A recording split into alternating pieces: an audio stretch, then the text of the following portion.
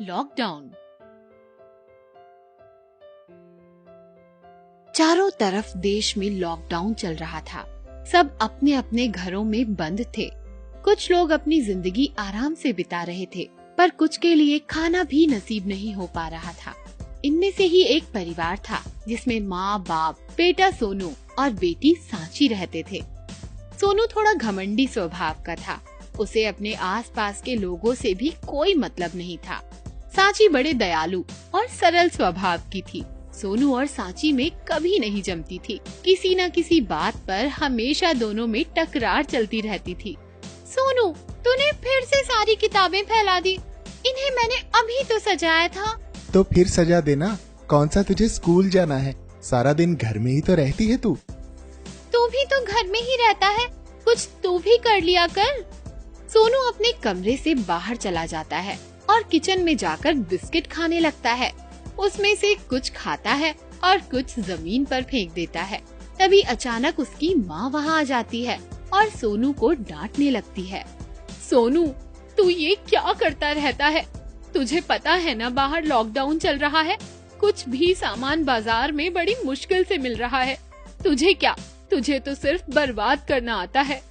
माँ की आवाज सुनकर सांची भी वहाँ आ जाती है और सोनू की इस हरकत को देखकर थोड़ा दुखी हो जाती है। तभी सांची अपनी बालकनी से नीचे देखती है कि सामने वाली बूढ़ी आंटी के घर के बाहर आगे लोगों की लंबी कतार लगी होती है। सांची अपनी माँ से पूछती है, माँ, यहाँ नीचे लाइन किस लिए लगी है? बाहर तो लॉकडाउन है ना? हाँ बेटा, पर कुछ लोग ऐसे भी हैं जिन्हें 2 वक्त का खाना भी नहीं मिल रहा और सामने वाली आंटी खाना बांटती हैं, इसीलिए वहाँ लंबी लाइन लगी हुई है। माँ, क्या हम उन लोगों की मदद नहीं कर सकते? हमारे पास पैसे भी हैं। तुम पापा से कहो ना कुछ करने को। ये बात सोनू कोने में खड़ा सुन रहा था। तू पागल हो गई है क्या? हम अपने पैसे की कोई भी चीज उन्हें क्यों दें? तभी फोन की घंटी बजती है और सोनू की माँ फोन उठाती है। आप कहाँ हैं? कब आएंगे? मैं नहीं आ पाऊंगा उमा। इस समय मैं हैदराबाद में हूँ और लॉकडाउन की वजह से मैं नहीं आ पा रहा। तुम सब अपना ख्याल रखना। सांची की माँ बहुत उदास होकर सोचने लगती है। न जाने उसके पति को कभी खाना भी मिल पाएगा या नहीं। होटल भी बंद है, रेल, बस सभी कुछ तो बंद है। इधर सोनू की मस्ती दिन ब दिन बढ़ती जा रही है। वो हमेशा माँ को परेशान करता रहता है। कभी ये बना दो, कभी वो बना दो। आज ये नहीं खाऊंगा, ये मुझे अच्छा नहीं लगता। इससे उसकी माँ बहुत परेशान हो जाती है। धीरे धीरे 1 हफ्ता बीत जाता है। सोनू के पापा घर नहीं आए हैं। सांची और उसकी माँ हमेशा पापा के लिए परेशान रहते हैं। क्या होगा, कैसे होगा, क्या कर रहे होंगे? उधर सोनू के पापा जब भी फोन करते अपनी परेशानियों के बारे में कभी नहीं बताते, क्योंकि खामखा उमा परेशान होगी। एक दिन की बात है, सोनू सारा खाना ये कहकर छोड़ देता है कि उसे खाना बिल्कुल भी अच्छा नहीं लगा।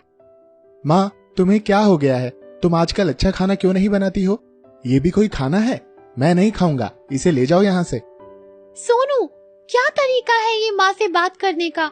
वहाँ लोगों को खाना भी नसीब नहीं हो रहा। पापा भी अभी तक घर नहीं आए।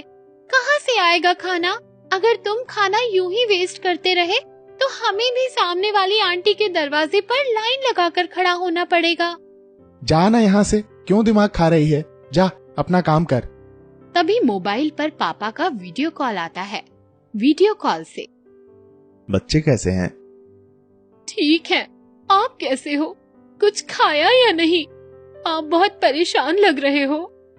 हाँ उमा, मैं थोड़ा परेशान हूँ क्योंकि खाना लेने के लिए रोज लाइन में खड़ा होता हूँ, तब जाकर खाना मिलता है। पापा मम्मी से बात कर रहे थे तो पास ही बैठा सोनू सब सुन रहा था। अचानक सोनू पास आता है और मम्मी से मोबाइल लेकर पापा से बात करने लगता है। पापा, आपने अभी क्या बोला?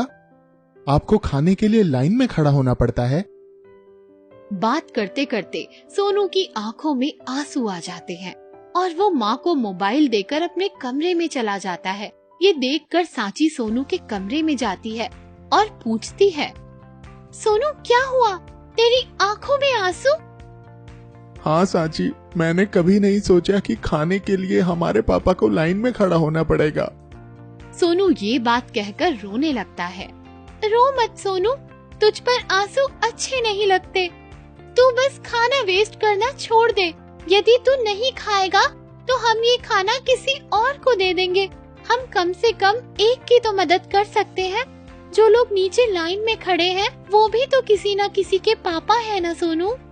सांची और सोनू की बात सुनकर उसकी माँ भी वहाँ आ जाती है। सोनू माँ से कहता है, माँ मुझे माफ कर दो, अब मैं कभी भी खाने की कोई चीज वेस्ट नहीं करूँगा। सांची तू भी मुझे माफ कर दे, तुझे भी अब नहीं सताऊंगा। बच्चों, हमें इस कहानी से ये सीख मिलती है कि किसी भी चीज को हमें बर्बाद नहीं करना चाहिए, क्योंकि ऐसा समय चल रहा है जहाँ हर एक चीज की कीमत है। दूर कहीं एक गांव में एक मेहनती लोहार रहता था। उसका नाम राम प्रसाद था। वो दिन रात बहुत मेहनत करता था और खेती करने के औजार बनाता था। उसका एक छोटा सा खुशहाल परिवार था, जिसमें उसके 2 बच्चे और एक बीवी थे। एक दिन सुबह सुबह राम प्रसाद ने अपनी पत्नी से कहा, सुनो, जरा जल्दी से कुछ रोटियां बना दो, मैं बाजार के लिए निकल रहा हूँ और लगता है मुझे आने में आज रात हो जाएगी। थोड़ी देर बाद खाने के सामान और पानी लेकर वो बाजार की ओर निकल गया। बाजार का रास्ता एक घने जंगल से होकर गुजरता था।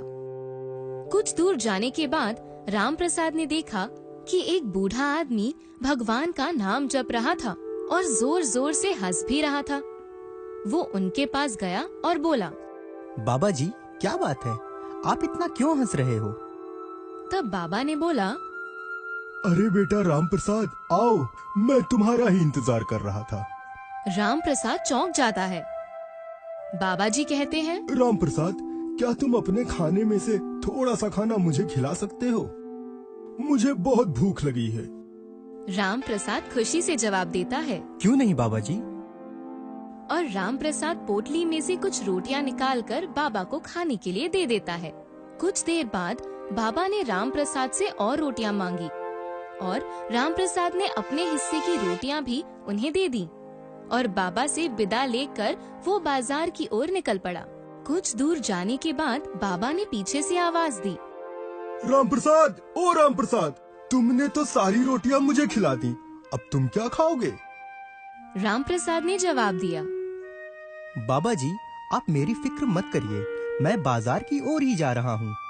मैं वहाँ किसी दुकान से खा पीकर अपना पेट भर सकता हूँ। आप बिल्कुल निश्चिंत रहिए। राम प्रसाद की ऐसी बात सुनकर बाबा जी खुश हो जाते हैं और राम प्रसाद को एक हथौड़ा देते हैं और कहते हैं, ये लो, ये तुम्हारे बहुत काम आएगा और ये तुम्हारी बहुत मदद भी करेगा। ये देखकर राम प्रसाद चौंक जाता है और पूछता है, इस हथौड़े को आप मुझे क्यों दे रहे हैं बाबा जी?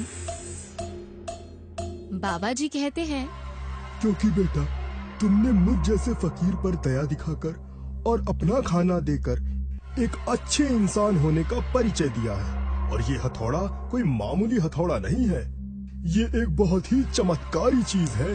इसे मुझे मेरे गुरुजी ने दिया था और अब ये मैं तुम्हें दे रहा हूँ। कभी भी इसका गलत इस्तेमाल मत करना और इसे कभी किसी गलत हाथों में मत पड़ने देना। ये कहकर बाबा जी अचानक गायब हो जाते हैं। ये सब देखकर राम प्रसाद वो हथौड़ा लेकर बाजार की ओर निकल पड़ता है। दूसरे दिन से राम प्रसाद हथौड़ा लेकर अपनी दुकान में काम करने लगा। जब वो हथौड़ा किसी लोहे पर पड़ता तो अपने आप बर्तन में बदल जाता। कभी खेती के औजार अपने आप तैयार हो जाते। ये देखकर गांव वाले आश्चर्यचकित हो गए। जिस ग्राहक को जैसा औजार चाहिए वैसा काम वो हथौड़ा कर देता था। राम प्रसाद भी अपने हथौड़े से बहुत खुश रहता था। एक दिन गांव के मुखिया ने राम प्रसाद को घर पर बुलाया और कहा, राम प्रसाद, तुम जानते हो गांव वालों को शहर जाने में कितनी परेशानी होती है। 2 दिन लग जाते हैं। तुम्हारे पास जो जादुई हथौड़ा है, क्या तुम उससे उस पहाड़ को तोड़ने में हमारी मदद कर सकते हो और गांव की खुशहाली क्या ला सकते हो? राम प्रसाद कहता है, क्यों नहीं मुखिया जी, मैं तो गांव के लिए कुछ भी कर सकता हूँ। मुखिया जी उसे उस पर्वत के पास ले गए। राम प्रसाद ने अपने जादुई हथौड़े को आदेश दिया, हे जादुई हथौड़े, जाओ और उस पर्वत के छोटे छोटे टुकड़े कर दो। हथौड़ा वहाँ से उड़ता है और देखते ही देखते पहाड़ को कुरेद डालता है। जल्दी ही गांव के लोगों ने उस जगह पर पानी और मिट्टी डालकर एक सुंदर रास्ता तैयार कर दिया। मुखिया जी ने राम प्रसाद को शाबाशी देते हुए कहा, आज तुम्हारी वजह से यह मुश्किल काम सफल हो गया। पूरे गांव को तुम पर नाज है। घर आकर राम प्रसाद के मन में एक बात आती है।